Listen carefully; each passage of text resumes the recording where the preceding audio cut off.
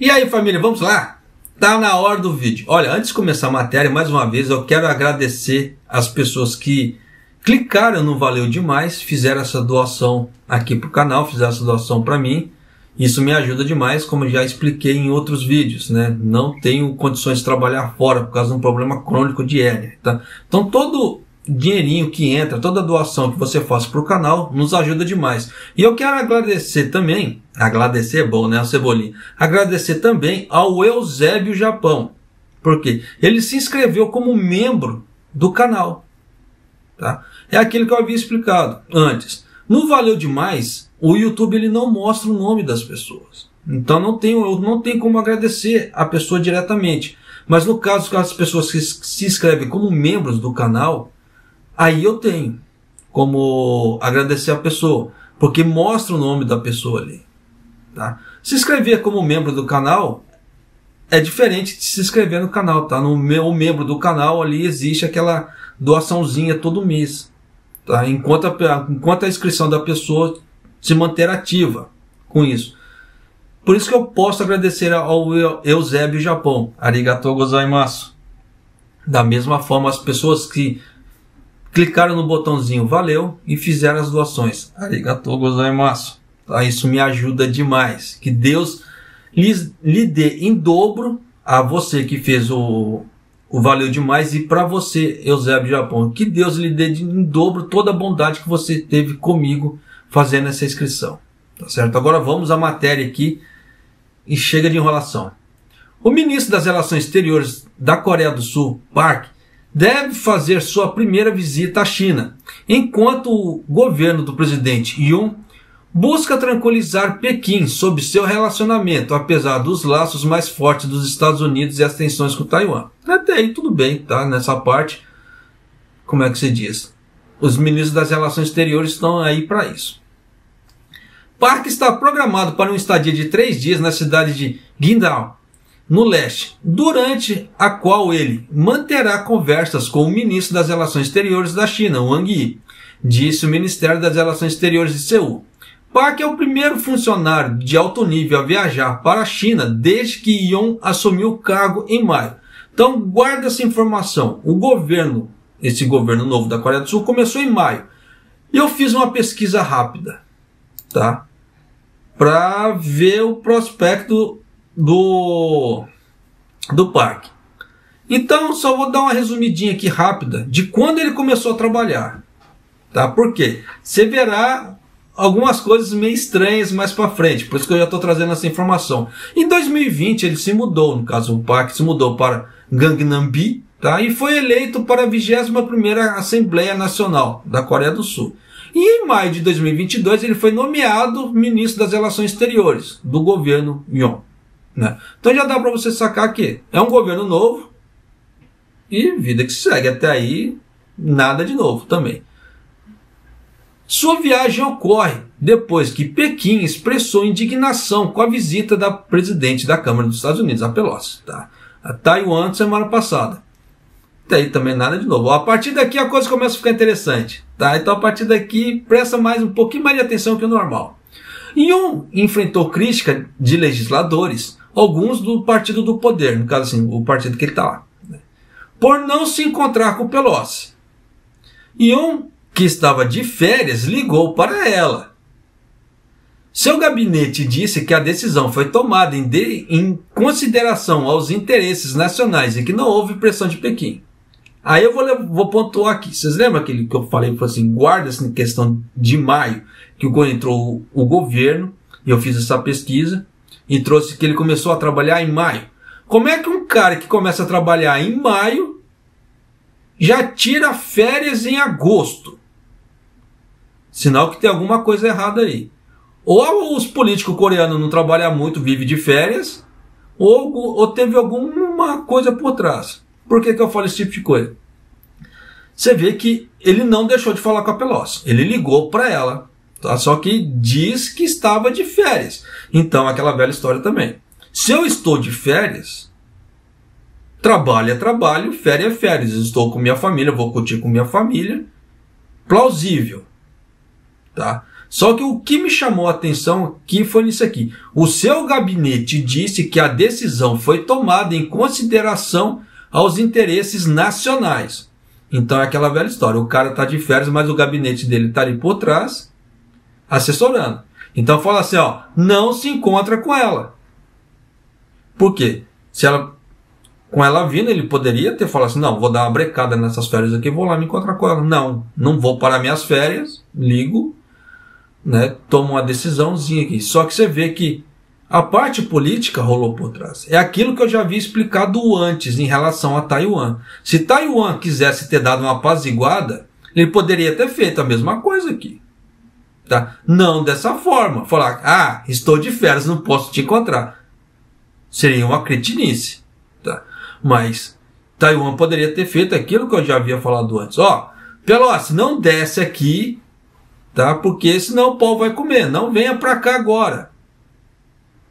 Ele tinha essa opção. O Taiwan tinha essa liberdade de falar, ó, não venha para cá agora, porque senão a situação vai ficar ruim para nós aqui. Então não vem para cá. Ou poderia ter falado, ó, Taiwan, vai para outro país. Como eu havia falado em outro vídeo, vai para a Coreia do Sul, vai para o Japão. Né? Mas você vê que nem a Coreia do Sul quis a Pelosi lá. Então já deu para você sacar. Então é aquela velha história. Pelosi, vai para o Japão. Nós iremos até você. No Japão nós nos encontraremos aí. E acabou. Ia dar uma certa repercussão, ia, mas não da forma que deu, porque o pau comeu foi porque a Pelosi pisou no raio do solo taiwanês. Pisou em solo de Taiwan. E a China não gostou.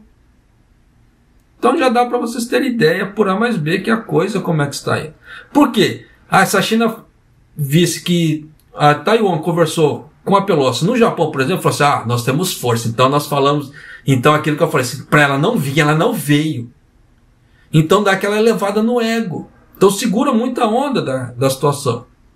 Por mais que desse alguma repercussão, não seria tão grande como está sendo agora. Então já dá para você sacar que muita coisa Taiwan tem culpa. Tem culpa, pô. Vai isentar os caras de culpa. Falar assim, ele é o coitadinho, é o vitiminho, é a vítima da situação. Nem fudendo. Desculpa o termo.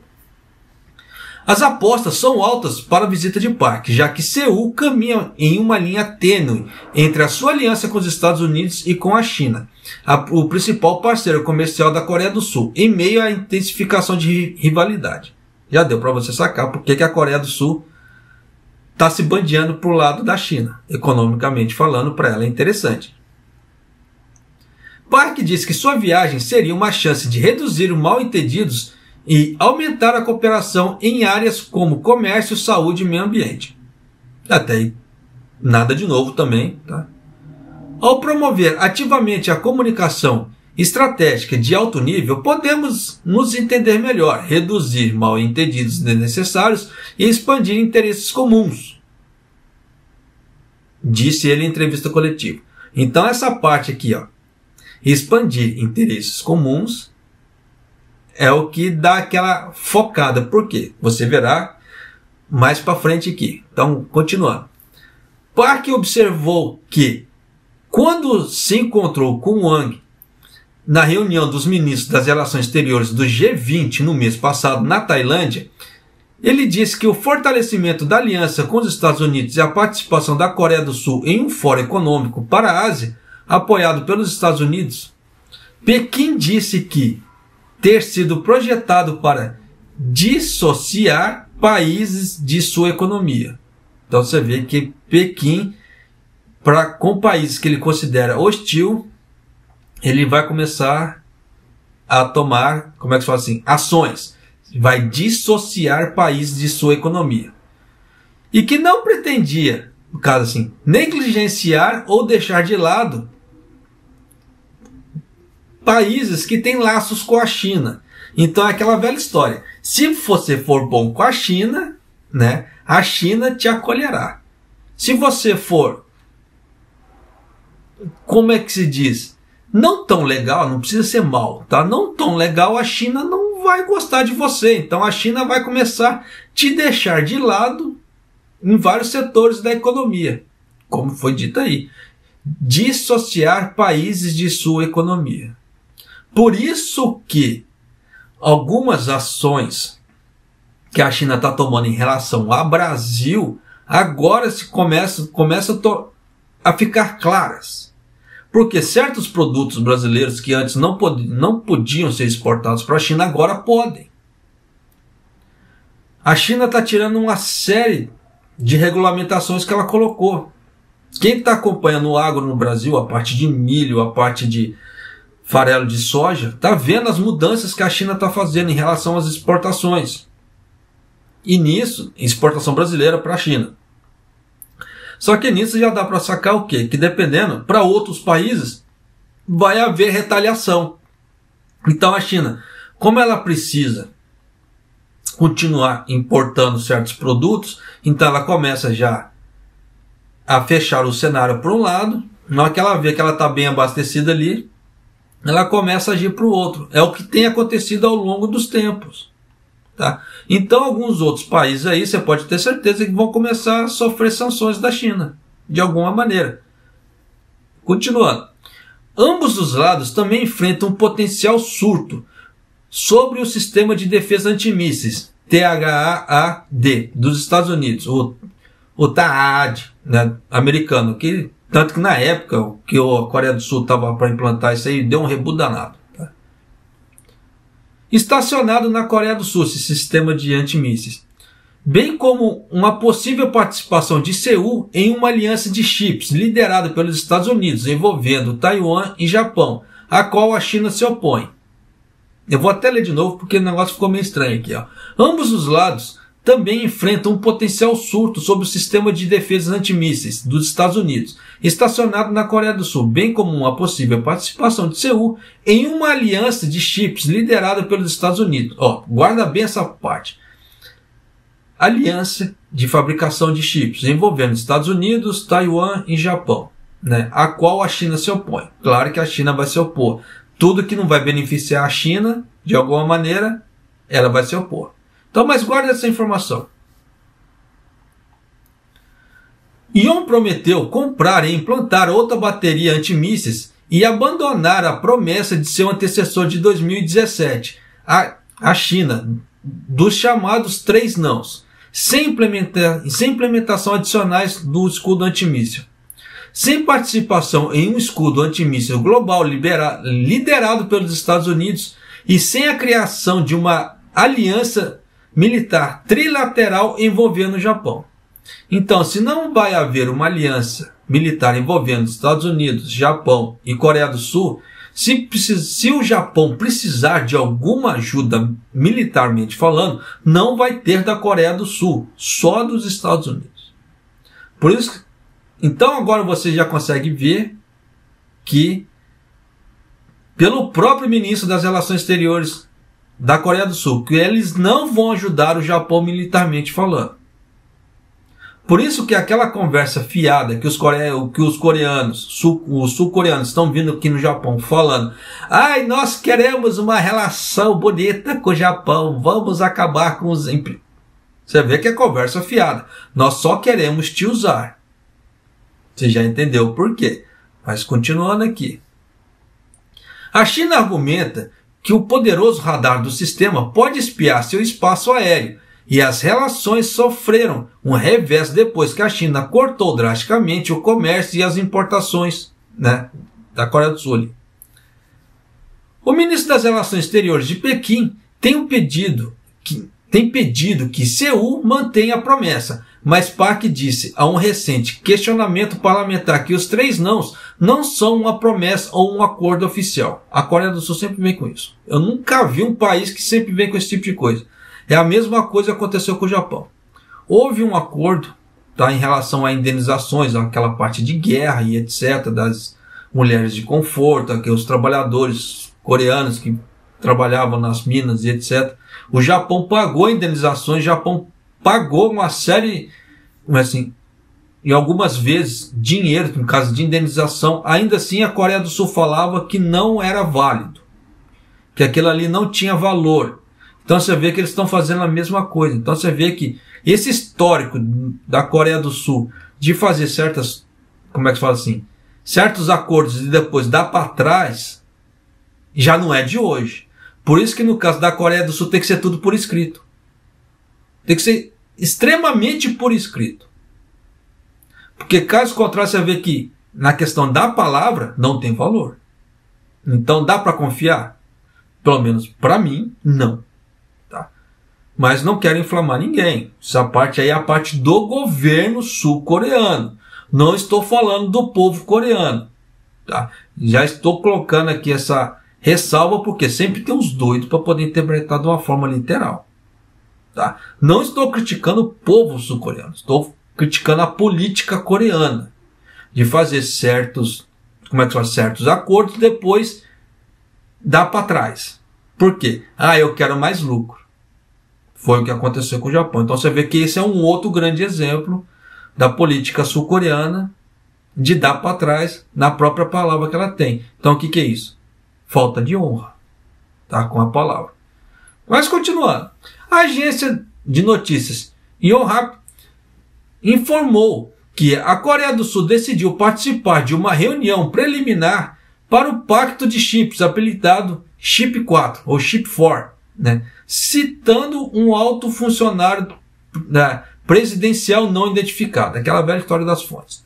Mas você vê que se a Coreia do Sul vai participar dessa reunião, por isso que eu falei, guarda essa informação aqui, é Estados Unidos, Taiwan, Japão, né? E Coreia do Sul. Por isso que são Chip 4, Chip 4. Então, porque entra a Coreia do Sul. Então é aquela velha história. Militarmente falando, eu não vou ajudar o Japão, mas eu quero a produção de chips do Japão também. Você vê como é que a coisa é? Eu vou te sugar até o último, mas não vou te ajudar em nada. Foda-se. Já deu para você sacar a coisa como é que é. Eu sei que eu uso uns termos meio pesados aqui. Sim, tem hora que eu uso. Só que é aquela velha história. Para parar com aquela parte romancista das coisas. A verdade está aí. Verdade que eu falo assim. O que está sendo mostrado. O ideal é diferente do real. Tem muita gente que vive no ideal, que na hora que o real bate na cara, como é que se fala assim? E agora? Aí entra em depressão, fica tristinho, alguma coisa. Porque se tivesse encarado a realidade ali logo de cara, não daria tudo esse tipo de problema que dá. Então já dá para saber por A mais B que o Japão está ficando cada vez mais isolado. Yon disse que seu governo está analisando a questão à luz dos interesses nacionais. Tá, aí já é o presidente ali falando. Tá? E o Ministério das Relações Exteriores disse que nenhuma decisão foi tomada. Então você vê que eles jogam umas certas informações, depois eles jogam aquele pano quente em cima para tentar dar aquela apaziguada nos ânimos. Mas de qualquer maneira você vê que não vai dar bom para o Japão. Porque militarmente falando, a Coreia do Sul não vai participar de uma aliança trilateral. Em compensação, ela quer participar das reuniões de fabricação de chips. Por quê? Eu já havia gravado uma outra matéria antes, falando que os Estados Unidos ia dar uma boicotada na China na parte dos chips, e que os fabricantes sul-coreanos que estão na China iriam se lascar nessa. E se Estados Unidos, Taiwan, Japão atingirem novos patamares, no caso de criação de chips, esses outros países que não conseguirem a mesma tecnologia vão ficar para trás. E tecnologicamente vão ficar para trás. E com isso já dá para você sacar. Países que ficam tecnologicamente para trás, o desenvolvimento dele, de ponta, no caso assim, para a expansão do país, acaba atrasando. E fica dependente de outros. Por isso que, agora já dá para você ter uma ideia por que o Brasil, entre aspas, não desenvolve da forma que ele poderia desenvolver. O Brasil ele tem tudo para ser autossuficiente, ele tem tudo. Você vê que o Brasil tem espaço, né, de terra, você vê que tem terra para cacete para poder plantar, fazer as coisas. Você vê que tem parte de petróleo, que ele poderia construir um raio de uma refinaria para ele ter autossuficiência nesse ponto, sem ter que extrair o petróleo, mandar para fora. E nisso ele está pagando, tá? O Brasil está pagando. Ele manda o petróleo para fora para refinar, para poder trazer o petróleo de volta. É burrice, é burrice. Por que não constrói um raio de uma usina no país? Porque aí acaba com isso. Se der algum problema, o país ele é autossuficiente, ele consegue se sustentar. Você vê que a autossuficiência do Japão ela não é suficiente.